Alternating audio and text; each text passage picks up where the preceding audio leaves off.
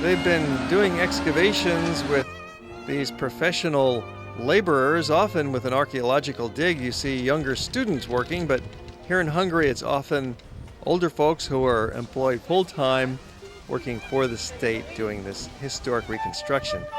Now we've arrived at the Royal Palace. This very large complex of buildings that we see today at the Royal Palace is constructed in the Baroque style that was favored by the Habsburgs, who were really ruling Hungary from their home in Vienna. Particularly Maria Theresa, in the latter part of the 18th century, got this construction started. Now, there were earlier palaces on this site dating way back to the 13th century, built in the Gothic style and then knocked down and rebuilt in the Italian Renaissance style by King Matthias, who we'll see a statue of shortly. There are several museums inside the Royal Palace, including the National History Museum, which really is worth your time. It's a large complex, a labyrinth of rooms that connect one to the next, and in a neo-Gothic interior with beautiful display cases showing the history of Budapest from the earliest days right up through the 19th century. Well, after the time of Matthias, the Renaissance, this was a real center of culture and learning for Central Europe. The palace was reconstructed again by the Habsburgs in the late 18th century in the style that we see today. And it's been growing ever since and really wasn't completed until about 1905. Again, still with that original style of the Habsburg Baroque. And there's usually music on the grounds here. Budapest is a city of music. From the hill we get sweeping views across over to the Pest side of town. And now we're going to join our guide for continuing walking tour. So just some important buildings.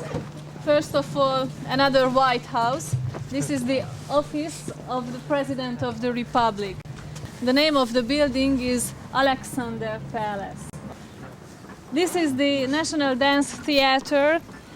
What is an interesting thing that in the beginning of the 19th century, the official language was German here, and only 40% of the Hungarians spoke Hungarian. This was the first theater when the dramas were introduced in Hungarian language. It was a very important thing for us at that time, that we had to save our national culture and our language, and in some time in the history it wasn't easy. We will go there to look at the Royal Palace.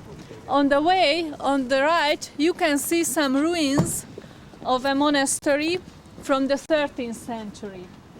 This is the Chain Bridge. Behind it you can see the Gresham Palace. It is freshly restored building in Secession style. It is the Four Seasons Hotel today, the most luxurious hotel of Budapest. And behind it you can see the dome of the St. Stephen Basilica. When I would like to tell you some words about the Royal Palace. As the building was badly burned out in the Second World War, we cannot see the original interior of it. Today there are 5 museums inside. One of them is the Hungarian National Gallery. It houses the collection of the Hungarian fine arts, paintings and statues. And the biggest library of Hungary, which collects everything that ever edited in Hungary, all the books, magazines and journals. This statue in front of the palace, he is a Habsburg prince, Eugen Savoyai. He was the leader of the army who reoccupied Buda from the Turks in 1686. Because for about 120 years Buda was occupied by the Turks. It was an international army, not only the Hungarians who were fighting against them. In the early 1500s, just before the Turkish occupation, King Matthias led the people into the Renaissance. He is called Matthias the Just. He brought the Renaissance culture to Hungary. We can say that he was our most popular king. He often disguised, and as a simple hunter, he went around in the country to look at the real situation, what's happening at the countryside. Can we continue? The Hungarian National Gallery is also in the Royal Palace with the main collection of artworks from Hungary. And there are several smaller museums and also the National Library here. And then we walked a few blocks back over to the main square with our local guide who points out some more of the sights. You'll always get more out of a walking tour with these kinds of brief explanations. This white building is the old town hall. This is the Holy Trinity Square with the Holy Trinity column in the middle. When we walk around in the castle district, you can see old stones, old pieces of walls. They are really nicely protected, and it talks a lot about our history. These old stones have been given new life thanks to the ongoing restoration and renovation works, but a building with bullet holes has been preserved intact to show the fierce fighting that took place during World War II between the Russians and Germans. Then we get in our minivan and continue to another part of the hill to see the Citadel. During our history, our past, the Habsburgs always wanted to rule Hungary. The Habsburgs decided to build a fortress on the top of this hill. You will understand why. Because from there's an ideal place to keep eye on the whole rebellion city. The fortress is, of course, not a fort anymore.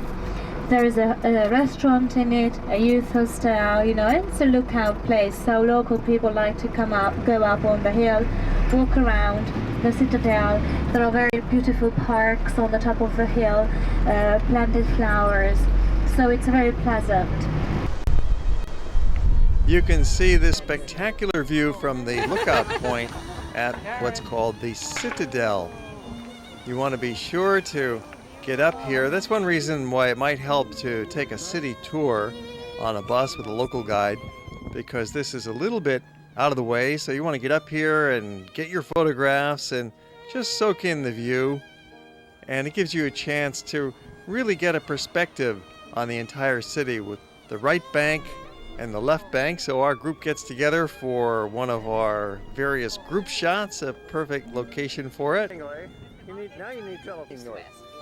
And the guide's with us to tell us a little bit more. Pest on the right side and Buda on the left side of the Danube River flowing right through the middle of town. There's the cathedral and a sweeping panorama over the downtown of Pest. Along the river you've got quite a few luxury hotels, 5-star deluxe properties. And the city of Budapest is really quite different from the other great capitals of Europe in a pleasant, old-fashioned way that fills it with an authentic charm. 2,000 years of invasions and liberations and reoccupation, devastation and rebirth have been played out over again in this cycle of history. But there was a lack of money that prevented the squeaky clean modernization to roll in. So we still have a lot of the ancient history preserved. Good place for shopping. Is it handmade? Yes, Handmade? Hungarian? Yes. Embroidery. Does it call this embroidery? Yeah, it's an embroidery. Embroidery. And hand embroidered. Good. 40. What's your best price? What's your best? How does it work? You just keep going round and round. They keep feeding. Oh, yeah. He sold me. Of course. Good for the grandkids. Oh, cute.